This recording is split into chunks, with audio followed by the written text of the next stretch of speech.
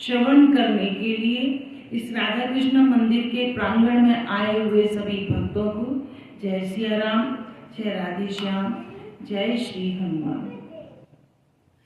पीछे हमने सुना कि जब मंथरा ने भली भांति कैकेयी को सिखा दिया कि किस तरह तुम्हें अपने 2 वरदान मांगने हैं, अच्छे से उसने जब पढ़ा दिया कि किस तरह तुम्हें राजा से अपने 2 वरदान मांगने हैं, एक से भरत के लिए राज्य और दूसरे वरदान से राम के लिए 14 वर्ष का वनवास तुम्हें मांगना है।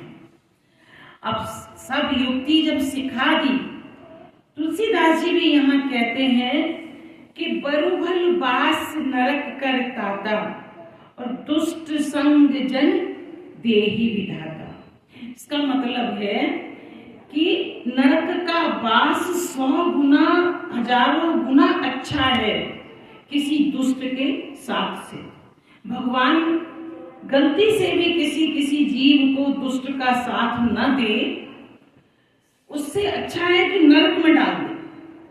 तुलसीदास जी ने लिखा है। और कैकई जब मंथरा ने जब सिखा दिया तो कैकई बड़ा अशुभ सा वेश बनाकर और जाकर सो गई। उधर जाकर कोप भवन में जाके लेट गई, सो गई बड़ा अशुभ सा वेश बनाकर। जब राजा दशरथ वहां पहुंचे और उन्होंने उसका रूप देखा तो वह घबरा गए एकदम। वह पूछने लगे कि आप किस लिए इतने क्रोध में हैं? आप किस लिए इतने क्रोध में हैं? कैकेयी ने अपने 2 वरदानों के विषय में बात की कि मुझे मेरे आपके पास 2 वरदान रखे हुए हैं, वो मुझे 2 वरदान चाहिए। दशरथ जी ने जब सुना, और दशरथ जी अपनी ही उसमें हैं, दशरथ जी कहने लगे तुम किस लिए इतने क्रोध में हो? तुम्हारे मन का चाहा मैं कल करने वाला हूं। और जैसे ही दशरथ जी ने कहा कि कल मैं तुम्हारे मन का करने वाला हूं, मैं कल ही राम को युवराज पद पर नियुक्त कर रहा हूं। यह जैसे ही सुना, अब तो कैकेयी के मन में और ज्यादा भयंकर आग लग गई, क्योंकि वो तो उन्हें चाहिए ही नहीं था ना। और उसने जब बोला कि मुझे 2 वरदान चाहिए, उसका जवाब दिए बगैर दशरथ कहने लगे कि तुम्हारे मन की जो अभिलाषा थी वो मैं पूर्ण करने वाला हूं, कल मैं राम को युवराज पद देने वाला हूं। जब ये सुना, परंतु उस क्रोध की अग्नि को कैकेयी ने अंदर दबा लिया, क्योंकि वो इतना तो चालाकी सिखाई गई थी मंत्रा कि जब तक अपनी बात मनवा न लो तब तक अपने मन के भाव पता नहीं चलने चाहिए राजा को। और उसने बड़े ध्यान से फिर कहा, उसका जवाब ही नहीं दिया कुछ कि राम को युवराज पद मिलने वाला है, उसका उसने जवाब दिए बगैर कहा कि आप हमेशा कहते रहते हो मांगो मांगो मांगो, ना लेते हो ना देते हो, वरदान चाहिए मुझे, वो देते नहीं। और कहते ही उसने कहने लगी कि मुझे तो ऐसा लग रहा है कि मुझे वो वरदान मिलने में संदेह है। जब दशरथ ने ये सुना तो वह बोले, अच्छा, जैसे कि हर घर में होता है, पति ऐसे ही पत्नियों से कहने लगते हैं, तो दशरथ बोले कि अच्छा, हमने तुम्हारे क्रोध का कारण समझा। तुम्हारे क्रोध का ये कारण है कि तुम्हें 2 वरदान चाहिए जो तुम्हें मिले नहीं, इसलिए तुम क्रोधित हो। तुम 2 की जगह 4 मांग लो। 2 की तो क्या बात है, तुम 2 की जगह 4 वरदान मांग लो, क्योंकि रघुकुल रीत सदा चल आई और प्राण जाने पर बचन न जाए। रघुकुल की तो ये रीत है। दशरथ जी कहते हैं कि मैं राम की शपथ खा के कहता हूं, तुम 2 की जगह 4 वरदान मांग लो। अब तो जब राम जी की शपथ खाने में आ गई, जब राम जी की कसम राजा दशरथ जी ने खा ली, तो कैकेयी बोलती है कि मुझे मेरे दोनों वरदान दे दो। एक वरदान से मेरे पुत्र भरत को युवराज पद चाहिए और दूसरे वरदान से मुझे राम को 14 वर्ष का वनवास चाहिए। जब यह सुना दशरथ जी ने, तो दशरथ जी के होश ही हो गए और वे मन में तरह तरह से सोचने लगे कि मैं तो नारी पर विश्वास करके बिल्कुल ही मारा गया। और मन में खींचने लगे, बहुत धीरज धर के जब उन्होंने कहा कि मुझे भरत को युवराज बनाने में कोई आपत्ति नहीं है, मुझे भरत को युवराज बनाने में कोई आपत्ति नहीं है, पर दूसरा वरदान जो तुमने मांगा है वो तुमने सोच समझकर नहीं मांगा। यहाँ तक की कथा हमने पिछले रविवार को सुनी थी और आगे की कथा आज सुनते हैं। लोभ न राम राज कर बहुत भरत पर प्रीत, मैं बड़ी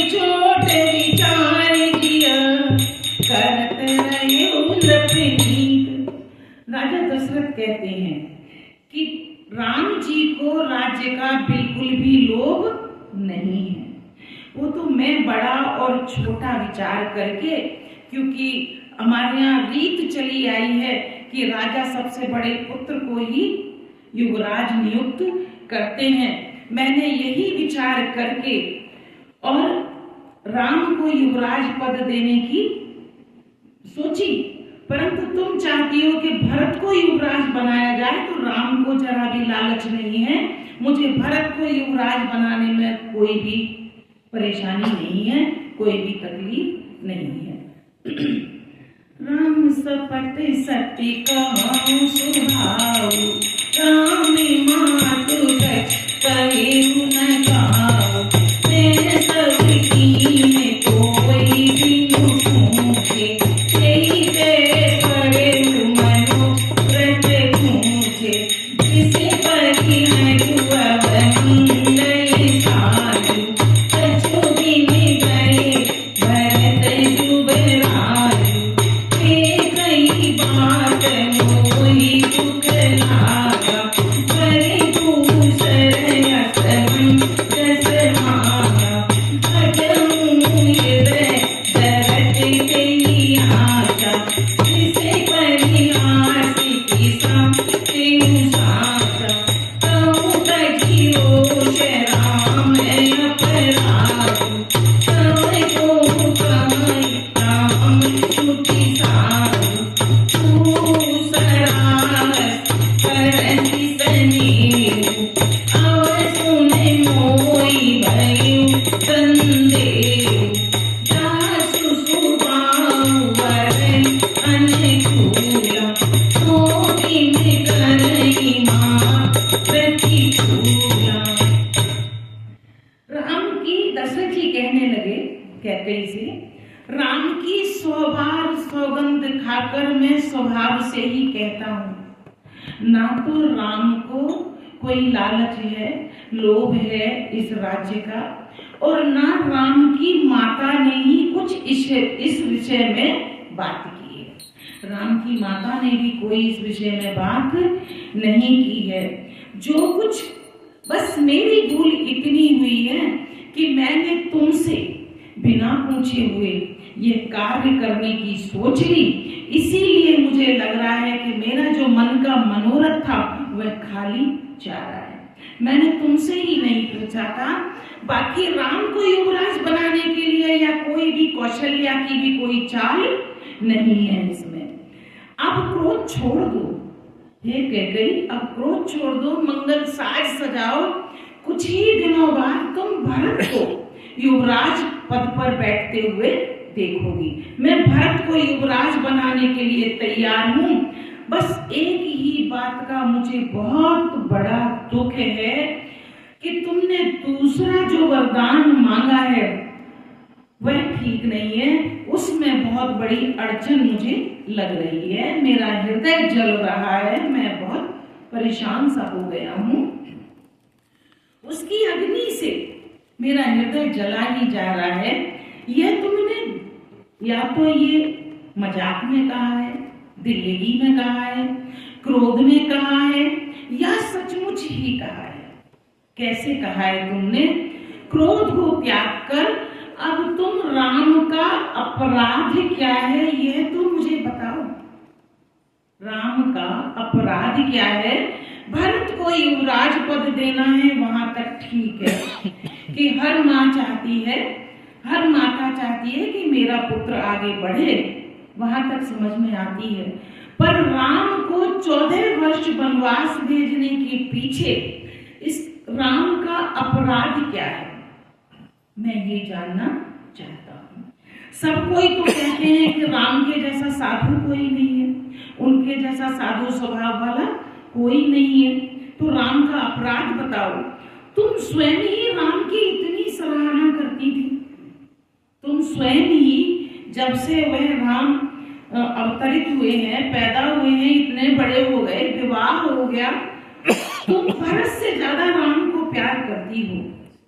तुम राम की सराहना करते नहीं थकती, स्नेह किया करती थी सबसे ज्यादा। यह सुनकर मुझे संदेह हो गया है कि तुम्हारी प्रशंसा और स्नेह कहीं झूठे तो नहीं थे। तुम्हारी प्रशंसा और संदेह कहीं झूठे तो नहीं थे। जिसका स्वभाव शत्रु को भी अनुकूल है, जो शत्रु है हमारे, उनको भी राम का स्वभाव उनके अनुकूल है। शत्रुओं को भी राम के स्वभाव से कभी तकलीफ नहीं होती, कभी कोई परेशानी नहीं होती। तो वे माता के प्रतिकूल आचरण कैसे कर सकते हैं? माता के प्रति तो अनुकूल आचरण कर ही नहीं, प्रतिकूल आचरण कर ही नहीं सकते। प्रिया सिर से परही मांग विचार विवेक, जय देखो अब नयन भरी भरत राज अभिषेक। ये प्रिय, ये कह गई, इस चाहे वो हंसी हो, क्रोध हो, ये सब छोड़ के अब तुम अपने विवेक से काम लो, अपनी बुद्धि से काम लो और उचित और अनुचित समझकर विचार कर मांगो, जिससे अब मैं नेत्र भरकर भरत का राज्याभिषेक देख सकूं, कर सकूं और फिर सब अयोध्यावासी देख सकें। थोड़ा विवेक से काम लो। जिए नीनो भरी पारी दीना, बनी मीनो पनिक जिए तुत दीना, कहो सुनाओ न चलू मन माई, जीवन मोर राम बिनु नाई, समझ गई प्रिया प्रीना, जीवन राम दरस यानीना, सुन रघुवरन तुम हति धरई, मनहु अनल आपु व्रत भरई, काई करो की कोटि उपाया, किया न लागई आउरी माया, देहु की देहु व्रत करि नाई, मोरा बहुत प्रपंच सुहाई, राम साधु तुम साधु सयानी, राम माधु बलि सब बलि जानी, जैसे कौशिला मोर बल तागा, कस फल पुन देहु कर साका। राम दशरथ जी अब विनती कर रहे हैं कैकई से। कहते हैं कि मछली बिना पानी के एक घड़ी रह सकती है। मछली, जबकि मछली का जीवन ही नहीं है पानी के बगैर। मछली चाहे बिना पानी के रह सके और सांप भी चाहे अपनी बिना मणि के जी ले, जैसे तैसे दीनहीन होकर। परंतु मैं स्वभाव से ही कहता हूं कि और मेरे अंदर जरा भी छल नहीं है। मैं अपने स्वभाव से कह रहा हूं, मैं ये बनावटी बात नहीं बोल रहा हूं कि मेरा जीवन राम के बिना नहीं है, मैं राम के बगैर जी नहीं पाऊंगा। हे चतुर प्रिय, जी ने समझ के तो देखो, मेरा जीवन श्री राम के दर्शन के अधीन है। मैं जब तक रोज सुबह राम के दर्शन न कर लूं, मेरा दिन नहीं निकलता। राजा के कोमल वचन सुने और दुर्बुद्धि कैकई अत्यंत जल रही है अंदर ही अंदर। जितनी दशरथ जी राम के लिए बात करते हैं तो उसका हृदय उतना जलता ही चला रहा है। और कैसे, जैसे दशरथ जी जो बात कर रहे हैं उससे ऐसा लग रहा है कि जैसे अग्नि में घी की आहुति पड़ रही हो। इस तरह कैकई का हृदय जल रहा है। कैकई कहती है कि आप करोड़ों उपाय क्यों न करो, आप करोड़ों उपाय करो, यहाँ आपकी माया, यहाँ आपकी चालाकी मेरे सामने अब बिल्कुल भी नहीं चलेगी। कर ली, जितनी चालाकी तुमने करनी थी कर ली, अब मेरे सामने बिल्कुल भी चालाकी नहीं चलेगी। या तो मैंने जो मांगा है वह मुझे दे दीजिए, जो मैंने मांगा है वह मुझे दे दीजिए, और नहीं ना करके अपयश के भागी बनिए, अपयश दीजिए। देना है तो दीजिए और नहीं देना है तो ना कर दीजिए, कोई मैं जबरदस्ती तो कर नहीं रही। ऐसे ऐसे शब्द बोलने लगी। मुझे बहुत प्रपंच और बहुत ये बखेड़े अच्छे नहीं लगते। सीधा हाँ या ना में जवाब मुझे दीजिए। देना है तो दीजिए, नहीं तो ना कर दीजिए और अपयश के भागी। राम साधु हैं, आप कह रहे हैं कि राम साधु हैं और आप सयाने साधु हैं। राम साधु हैं और आप सयाने साधु हैं और सबसे भली सिर्फ इस पूरे जगत में राम की माता है। इस तरह की वचन कैकेयी बोलने लगी। मैंने सबको पहचान लिया है, मैं सबको पहचान चुकी हूँ। कौशल्या ने मेरा भला चाहा जैसे मैं कौशल्या को भी समझ गई हूँ, आपने मेरा भला जैसा चाहा मैं आपको भी जान गई हूँ। ऐसा कहते कहते अब मैं सबका जो मेरे साथ कौशल्या ने कहा मैं याद रखूंगी, मैं भूलूंगी नहीं और उसका वैसा ही फल अब कौशल्या को मैं दूंगी। मैं छोड़ूंगी नहीं, मैं वैसा ही फल अब कौशल्या को दूंगी। इस तरह की बातें कैकेयी करने लगी। होते प्रातु मुनि वेश धरी, क्यों न राम बनि जाई, और मरण राउर जस नभ समझिय मन माय। सवेरा होते यदि राम मुनि का वेश धारण करके यदि वन को नहीं जाते हैं तो हे राजन मन में पक्का समझ लो, मन में पक्का समझ लो, निश्चय समझ लीजिए कि मेरा मरना होगा और आपका ये अपयश चारों तरफ फैलेगा। सुबह होते ही यदि राम वन को न गए तो मेरा तो मरण निश्चित है और आपका अपयश फैलेगा। इस तरह की कैकेयी बात कर कर के दशरथ जी को कह रही हैं। और असी कहे कुटिल भई उठाई, मानव क्रोध तरंगनि बारी, काप थार कर नहीं छोड़ी, हरि क्रोध डर जाई न जोई, तो बरे फूल कठिन हट धारा, हमारे कुंवरी बटन पछारा, हाथ ऊपर ऊपर करूंगा, चली प्रतिभा विजयन सूर्य, ओ गति नरेश बारे तुरी सारी, नियमित नीच शीत पर नारी, गई पद विनयकीन बैठाई, जनि दिन करू दोष कुमारी, मामु मात अवनि देव जोई, राम धीर जन मार सिमोई, आप राम को तेई तेई भाई, साई करई जन्म भरी छाई। दशरथ जी कहने लगे और ऐसा दशरथ जी को कह के कि तुम तो साधु, राम साधु हैं, तुम सयाने साधु हो, इस तरह की बातें सुना सुना के ऐसा कहकर कैकेयी, कुटिल कैकेयी खड़ी हो गई। मानो क्रोध की नदी उमड़ पड़ी। इतना क्रोध है कैकेयी के अंदर, मानो ऐसे लग रहा है जैसे क्रोध की नदी ही बहती हुई जा रही है। वह नदी पाप रूपी पहाड़ से प्रकट हुई है और क्रोध रूपी जल से भरी हुई है। ऐसी भयानक है कि देखी नहीं जाती।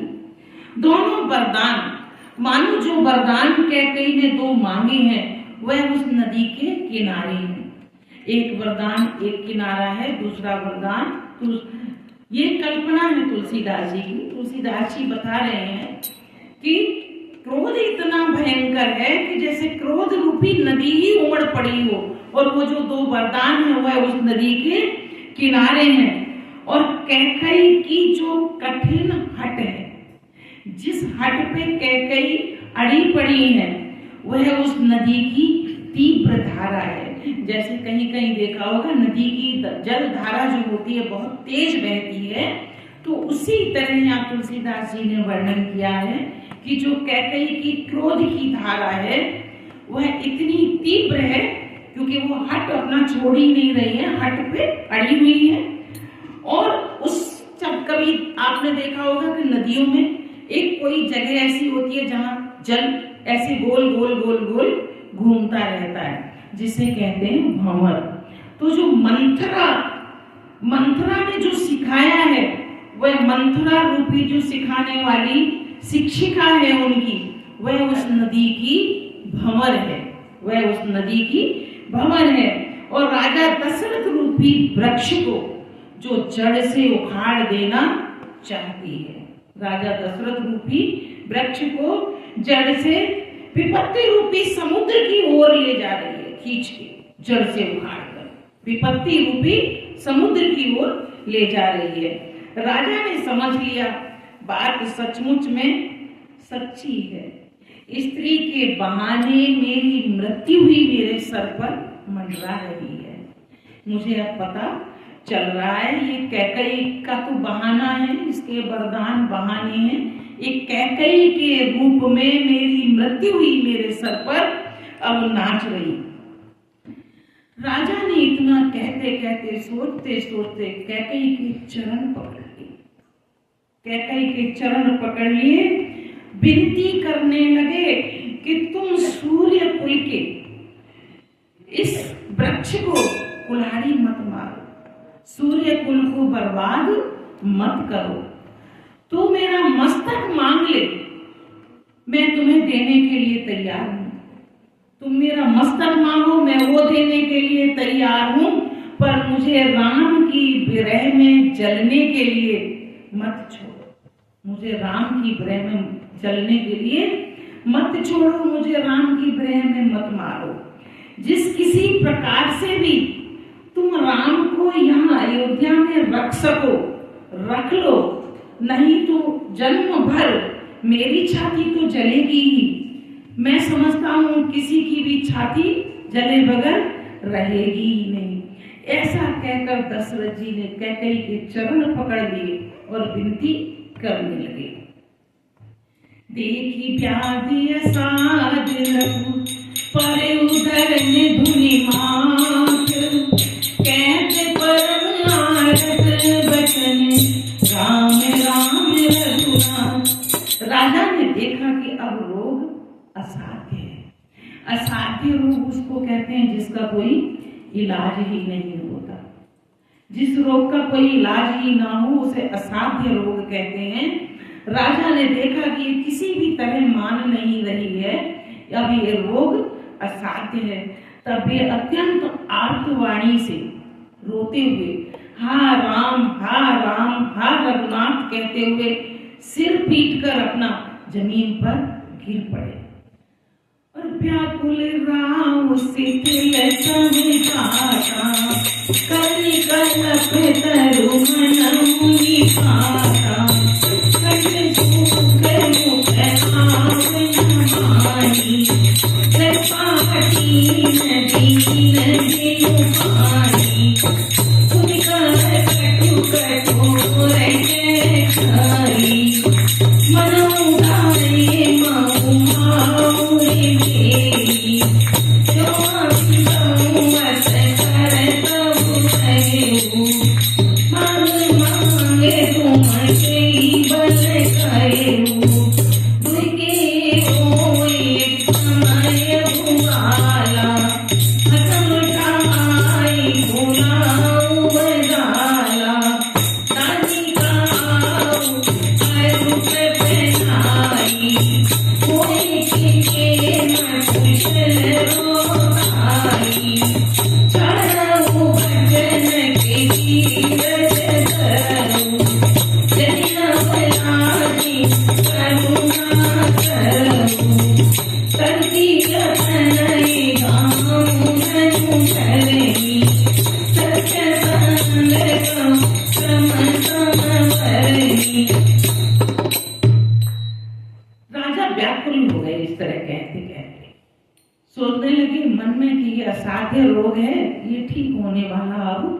नहीं है। उनका सारा शरीर शिथिल पड़ गया, मानो हथिनी ने कल्प वृक्ष को उखाड़ कर पैरों से रौंद दिया हो, पैरों से कुचल दिया हो। कंठ सूख गया राजा का, मुख से बात नहीं निकलती अब, मानो पानी के बिना पहिना नामक मछली तड़प तड़प के मर रही हो, छटपटा रही हो। ये अवस्था दशरथ जी की हो गई। कैकेयी फिर कड़वे वचन और कठोर वचन बोली, मानो घाव में जहर भर रही हो। इतनी दशा पे भी कैकेयी को चैन नहीं। कैकेयी फिर कड़वे वचन बोलने लगी और कहती है, अंत में ऐसा ही करना था तो आपने मांग ले, ये किस बल पर कहा था? अगर तुमको ऐसा ही करना था तो मांग ले और 2 क्या 4 बार मांग ले, ये किस बल पर बोला था? राजा, क्या ऐसा हो सकता है कि मुंह भी फुला लो और ठाका भी मार लो? हाँ, ऐसा हो सकता है क्या कि मुंह को भी हम अपने को फुला लें और फिर कहो कि ठाका मारो? तो ऐसा हो सकता है क्या? क्या ये दोनों एक साथ संभव है? दानी कहाना भी है तुमको और कंजूसी भी दिखाना है। कहते भी हो कि रकुल रीत सदा चले आई और प्राण जाए पर वचन न जाए, है ना? तो दानी भी बनते हो और कंजूसी भी करना है। क्या रजपूती अगर हो, कहीं युद्ध चल रहा हो और फिर आप सोचो कि चोट भी ना लगे, कहीं युद्ध चल रहा हो, दो क्षेत्र में, किसी क्षेत्र में 2 पार्टियों में युद्ध चल रहा हो और फिर आप सोचो कि चोट नहीं लगे हमको, तो ऐसा हो सकता है? कुछ भी हो सकता है। या तो वचन छोड़ दो, या तो वचन की प्रतिज्ञा ही छोड़ दो, या फिर धैर्य धारण करिए। यो असहाय स्त्री की भांति रोइए मत। कैकेयी कहने लगी राजा दशरथ को, यो असहाय स्त्री की तरह रोइए मत। सत्यव्रती के लिए तो शरीर, स्त्री, पुत्र, घर, धन और पृथ्वी सब तिनके के बराबर कहे गए हैं। जो अपने सत्य पर अड़िग रहता है उसे किसी भी चीज की कोई कीमत नहीं है, वो सबको बराबर समझता है। ऐसे मरम वचन कह कह कर राजा दशरथ को कैकेयी बोलती ही चली जा रही है, बोलती ही चली जा रही है। मरम वचन सुनि राम कह, कहु कछु दोष न कोर, लागियो कोई पिशाच जिनी, कायु कहावत मोर। कैकेयी के मर्म भेदी वचन सुनकर राजा ने कहा कि तू चाहे जो कह ले, तू चाहे जो कह ले, ये तेरा दोष है ही नहीं, ये तुम्हारा दोष नहीं है। मेरा ही काल मानो पिशाच बनकर तुम पर चढ़ गया है। जो मेरा काल है वह तुम्हारे मुख से ऐसी बातें कहलवा रहा है, वही तुमसे सब ये बात कहने के लिए कह रहा है।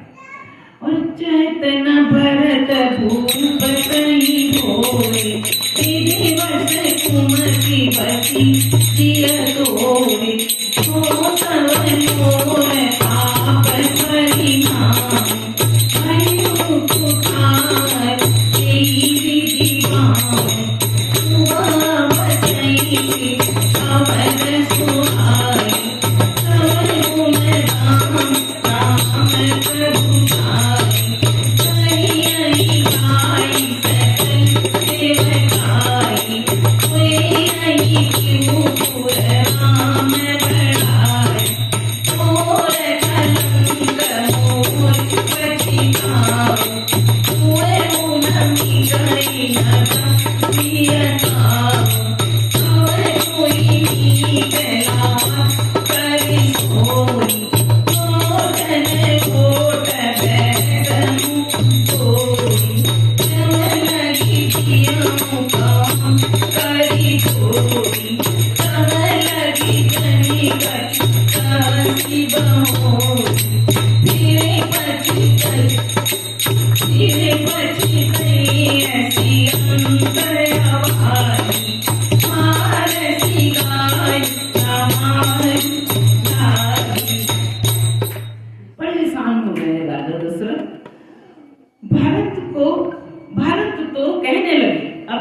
दशरथ कहने लगे कैकई से, क्योंकि कैकई का बोलना बंद ही नहीं हो रहा है, बोले ही चली जा रही है, कड़वे वचन बोले ही चली जा रही है।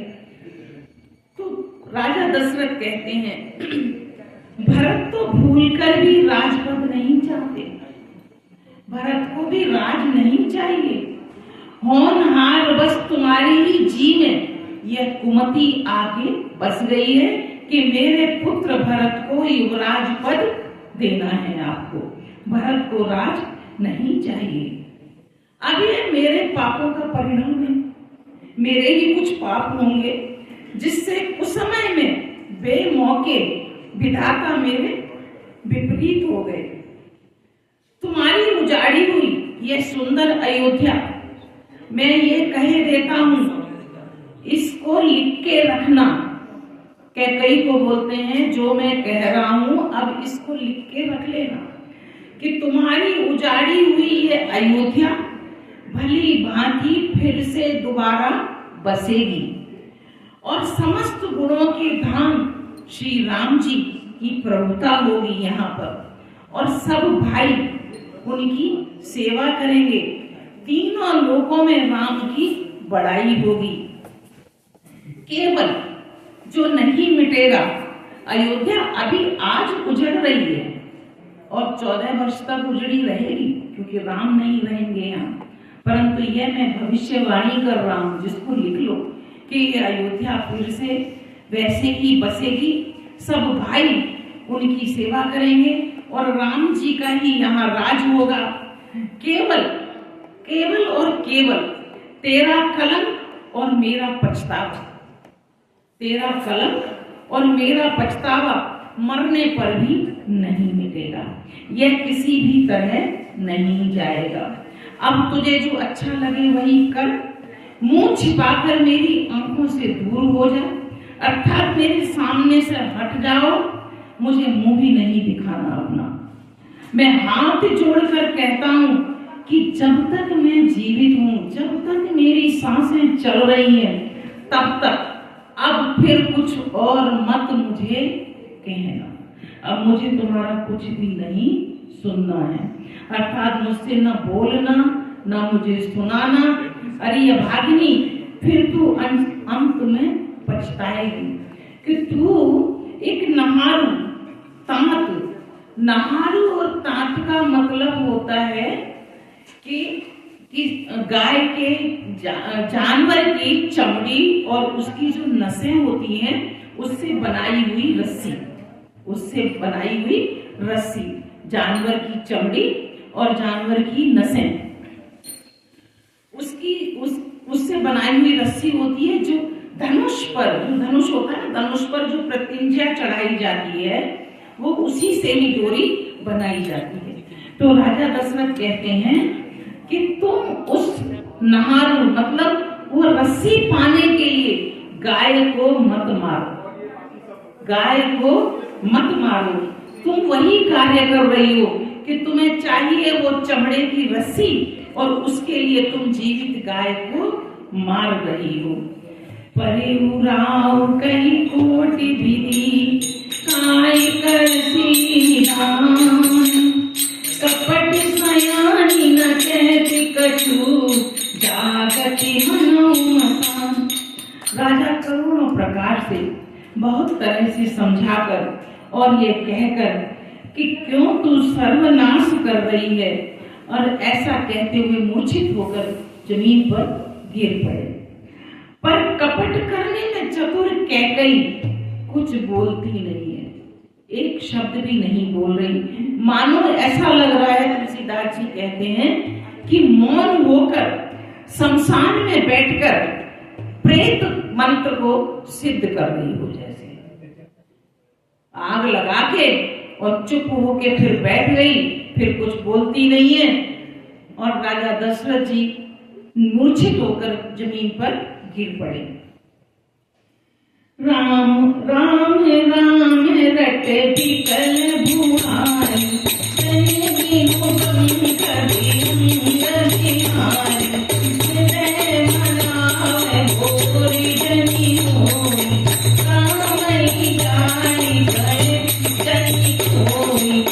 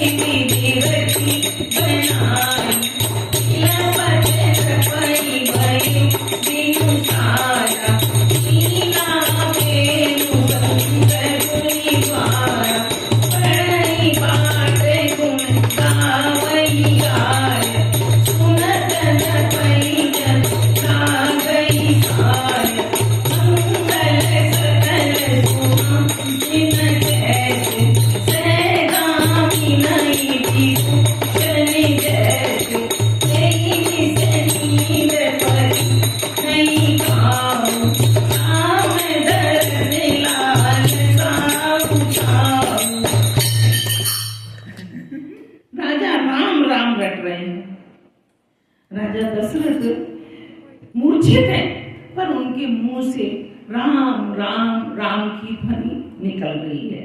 बड़े व्याकुल हैं, जैसे ऐसे पड़े हुए हैं भूमि पर जैसे कोई पक्षी के जब पंख कट जाएं और वह बेसुध होकर पड़ा रहे, बेहाल होकर पड़ा रहे। वे अपने हृदय में मनाते हैं कि आज सवेरा ही ना हो, आज सवेरा ही ना हो, और कोई जाकर यह बात राम को ना बताए, आज सवेरा ही नहीं होना चाहिए। हे रकुल के गुरु सूर्य, क्योंकि सूर्य कुल है, सूर्य उनके गुरु हैं। हे रकुल के गुरु सूर्य भगवान, आज आप उदय न हो, आज आप उदय न हो। अयोध्या को बेहाल देखकर आपके हृदय को भी अत्यंत पीड़ा होगी। जब अयोध्या को बेहाल देखोगे तो आपके भी हृदय में अत्यंत पीड़ा होगी। राजा की प्रीति और कैकेयी की निष्ठुरता दोनों ब्रह्मा ने सीमा तक रचकर बनाया है। राजा का प्रेम और सीमा के पार है, वैसे ही कैकेयी की निष्ठुरता भी सीमा के पार है, जिसका कोई आंकलन है ही नहीं। अर्थात राजा प्रेम की सीमा है और कैकेयी निष्ठुरता की सीमा है। विलाप करते करते ही राजा को सवेरा हो गया, नींद आई नहीं। राजद्वार पर वीणा, बांसुरी और शंख की ध्वनि होने लगी, क्योंकि भाट लोग बिरदावली पढ़ने लगे और गवैये गुणों का गान करने लगे। सुनने पर राजा को वे जो वीणा बांसुरी जो द्वार पर बज रही थी, राजा के हृदय में, राजा दशरथ के हृदय में बाण जैसे चुभने लगे, बाण के जैसे चुभ रहे थे। राजा को यह सब मंगल साज सुहा ही नहीं रहे थे। कैसे नहीं सुहा रहे थे कि कोई पत्नी पति के साथ चिता पर सती होने वाली है और श्रृंगार करके खूब सारे ज्वेलरी जेवर पहन के बैठे, तो उस स्त्री को उस समय वह जेवर पहनना अच्छा नहीं दिखाई देता। इसी तरह राजा को जो शंखनाद और ध्वनियां वीणा बज रहे हैं द्वार पर, वह अच्छे नहीं लग रहे। उनको रात भर नींद भी नहीं आई। द्वार भीर सेवक सचिव कमई उदित रवि देख, जागे अवध जमुनावधिपति कारण कवन विशेष। राजद्वार पर मंत्रीगण इकट्ठे हो गए। सब राजद्वार पर सेवकों की भीड़ लग गई, मंत्रियों की भीड़ लग गई, और वे सब सोचने लगे कि सूर्य उदय हो गया, इतना दिन निकल गया, आज राजा अभी तक जागे क्यों नहीं? ऐसा कौन सा विशेष कारण है कि अवधपति दशरथ जी अभी तक जागे ही नहीं? आज की कथा को यहीं स्थगित करते हैं। आगे की कथा, यहाँ से आगे की कथा अगले रविवार को सुनेंगे। तब तक के लिए स्थगित करती हूँ कथा को। श्री रामायण समापति करूं, सुनो भक्त हनुमान। जहाँ कहूँ राम चरित्र होए, तहाँ तुम करो बयान। सियावर रामचंद्र जी की जय, पवन सुत हनुमान जी की जय। उमापति महादेव जी की जय। बोलो रे भाई सब संतन की जय। परम पूज्य तुलसीदास जी महाराज